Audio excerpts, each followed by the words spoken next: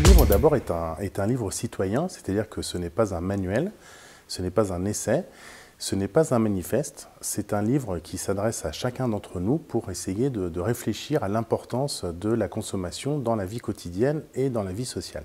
Il me semble que la consommation est un impensé de la société et de la culture française parce qu'on passe beaucoup de temps à des activités dites de consommation et finalement on en parle peu. On trouve d'ailleurs très peu d'ouvrages sur la consommation et donc j'ai voulu remédier un petit peu à ce problème pour donner l'occasion à chacun de réfléchir sur nos pratiques de consommation.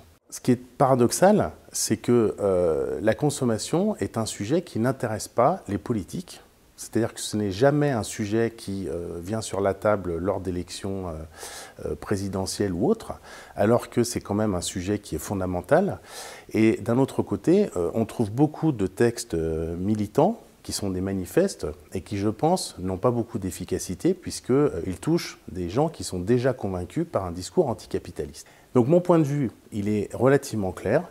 Je veux croire en un capitalisme vertueux. Je pense qu'il est absolument nécessaire de changer nos pratiques de consommation et donc je donne un certain nombre de clés de lecture pour réfléchir à ce sujet.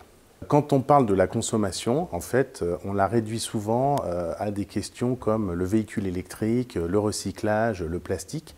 Donc il y a un certain nombre de clichés en fait, qui circulent sur la question de la surconsommation et j'essaye justement de démonter un certain nombre de ces clichés pour essayer de faire comprendre ce qui est en jeu dans l'évolution nécessaire de nos pratiques de consommation. Et ce que j'essaye de montrer, c'est qu'il faut d'abord réfléchir en termes de structure de consommation. C'est-à-dire qu'on a un certain nombre d'habitudes. On ne fait pas souvent des choix qui vont dans le sens de notre propre intérêt. Donc c'est ce qu'on appelle l'acrasie, c'est-à-dire que l'être humain a tendance à aller contre son intérêt propre. C'est-à-dire qu'on sait très bien qu'un certain nombre de pratiques de consommation sont extrêmement dommageables pour la planète, mais on continue quand même à utiliser son véhicule pour circuler en ville, par exemple.